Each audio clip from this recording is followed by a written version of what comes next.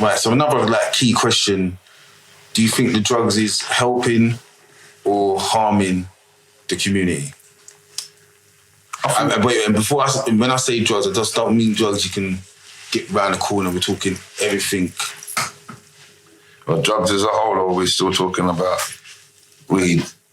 As in the whole, let's involve everything for the community, and including the weed, because there's other things that are harmful that's not being highlighted. I think it's harmful to the community because for some reason young people think it's the only option that they have in the community to make money. And I think because of the drugs in the community, it's taken a lot of young people down some wrong roads. A lot of people are getting targeted. I mean, police are bullying our community and they're using drugs as a means to an end to really be able to target certain demographics of young people. I agree with that. So in that sense, the drugs in our community is harming it wholly because it's given access for us now to be targeted and labelled and things like that. I mean, most of our young people right now are selling weed or smoking weed or selling hard food or being involved in it. So, it's a problem in our community, yes. Yeah, I agree. It is a problem, but I think also what is a big problem is all of the other drug users that are able to walk around freely, displaying freely. It's part of culture, though. Yeah, in this country, cocaine is culture. Yeah, it's part of the culture. You can't look at that. They're targeting what we do in this community and not so much what they do.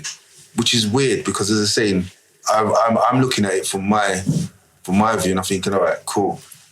Not trying to say the person with the £10 bag of weed shouldn't be getting pulled up, but at the same time, the crackhead or the heroin addict walking down the road is not getting hard and pulled like that. It's true. And they're probably up to more no good than the little you with a little £10 bag of weed. Because that you ain't necessarily going to go and break into a house and go into the shops and start shoplifting to go and get that weed. But that addict is allowed to walk up and down freely. Same thing like when they get their prescriptions, they're walking up and down freely and knowing that they can cause a chaos in the chemist. Yeah, it's the truth. Yeah, to get their things. And the general public's got to deal with that. But those things are not really highlighted. It's more highlighted of what's going on in the estates or in the shopping mall. The focus is on young people and it's always been on young people. You see, remember when we was young people, you couldn't walk down the road without getting stopped and searched. But you see, young people, this is normal for them. It's regular. I remember there was a time when I walked down the road, every time I walked down the road, I was getting stopped and searched. If I was in a group with 20, 30 people, they still want to pull me and stop and search me. Because I was just a target at that time. It's now, because of age, I don't get stopped and searched. But in this work, I just see the way they're still targeting the young people exactly the same.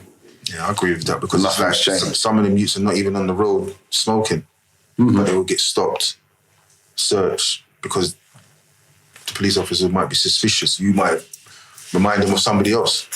Yeah, but what I'm saying is this is why fathers are important, and it's good to come alongside our young people and make them aware of they've only just come into this life. These things have been happening before they came here. Yeah. And we was guinea pigs. We was part of that. But we happened to see someone like myself, as I told young people, I don't know how I got out of it. I said it was like being in a washing machine and the door must have opened and you just fly out and somehow I survived. But enough people, my generation, never survived. Watch enough people die, enough people go to prison forever, enough people have mental breakdowns, enough people end up on heroin and crack and all them things for the last 30, 35 years. Mental health, all sorts of things. So you just want to just stop young people. Everything seems exciting right now. Getting into drugs seems exciting. But like I said, if your frame of mind isn't good, you know, I can't confess now, but when you smoke, it's supposed to take you somewhere. You're supposed to hold the meds on something. Yeah, wholesome and positive. When you're smoking and you're thinking about the devil and you're thinking about dying and killing, there's something wrong with what you're smoking. But even that same emotion, having that same emotion, you're having a drink, it's going to make you go It's going to make you go somewhere else. Yeah, I don't know what it is. Our young people right now, else. they're just they're between a rock and a hard place. And we really need to reach out to them and make them understand that everything's against them. Everything's against them. Nothing's changed. People ask me, why don't you work with police? Police haven't showed me any change from the 70s to now the 2025. I'll tell you what's changed. They've got more money. Yeah, they've got more money, but it's exactly the same. The way police treated me, the way police treat the clients that I work with right now, nothing's changed. Exactly the same. And a lot of their behaviour, the police's behaviour has been like, it's been put on social media because all of the recordings that you see with the interaction with, I've seen a recording, a couple of days ago, the guy sitting in his car, he's got his 2 kids in the back of the car.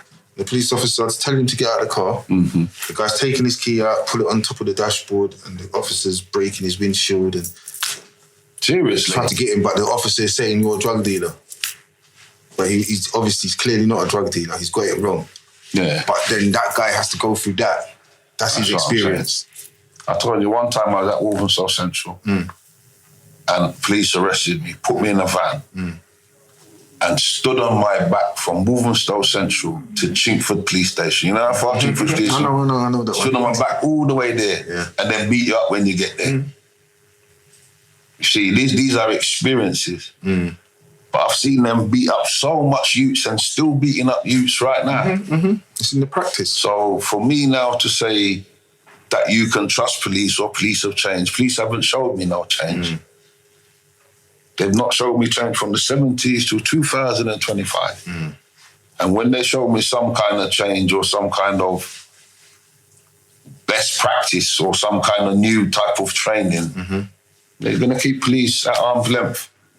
I'm going to trust them as much as I can see them. I agree with that, because what it is, I don't think within our community as well, is not a good community-based relationship with the police. No, they're never going to get one.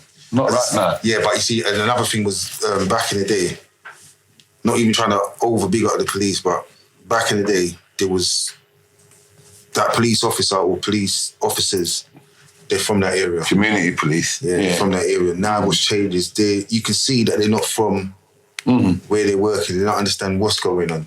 The police are lost. So they could be walking on a beat and they're taking a wrong turn, but you can see they're taking a wrong turn. They're not, I don't think they've taken a wrong turn. I said, when you look at things with question, you get answers, you know. And there's more money in fighting crime than stopping crime. You see, as I tell people, we're the only ones who want to be unemployed. I want to be unemployed in this work. But everybody is employed because of crime. It's big business. Yeah, big business. Hospitals, doctors, lawyers, judges, barristers, everything. Coroners. Everybody's employed by crime. Police, probation, the yacht. So I tell young people, I said, they don't even realise when you're on the road selling drugs, you're working for the police. Yeah, exactly. All you're doing is stacking up money for them. You're keeping them employed, you are. Use your brain and use your energy and use your time in some entrepreneurial way and make money legally. And that's the kind of programs that we need to, programs that we are pushing out. Yeah, that's what we're trying. Options. As I said, the only option, if you got 10 friends and out of the 10 friends, 8 of them is giving you the same option. But the 2 that's got the right option, you can't even get close to them because they're about to branch off. No, but that's what you learn about your friends. Yeah. It took me years to learn about my friends, you know. But every time I asked my friends, the man them to do something good, they didn't want to do it. But if I wanted them to kill and steal and rob, they come straight away. Yeah. That's. I'm thinking, what kind of friends are these? Everything good I want to do, they don't want to do. But everything bad and wicked, they're quick to go and do. You said a lot about your friends. And as my mum used to say, by your company shall be known. You get judged by the company that you keep. My dad used to say to me, the friends that you have now, you won't see them later. That's so true. Because all the friends that I used to have, I haven't got no one of them around me now. It's the truth. Yeah, but there's no bad blood or nothing, but there was no structure to what we was doing. It wasn't a long-lasting relationship. It wasn't supposed to be like that. But you don't see it as you're traveling. So what has your life taught you that you can tell young people? Always follow your gut instinct. Now, for me, when things was going wrong, I was about to go pear-shaped, I felt it. And at first, I didn't understand that feeling. This is when I hit my spiritual awakening.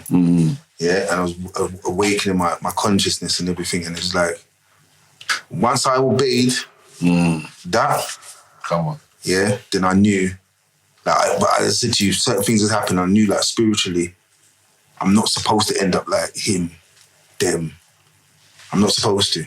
It's just, I wouldn't say I'm fortunate. Fortunate for me, I had different kind of friends.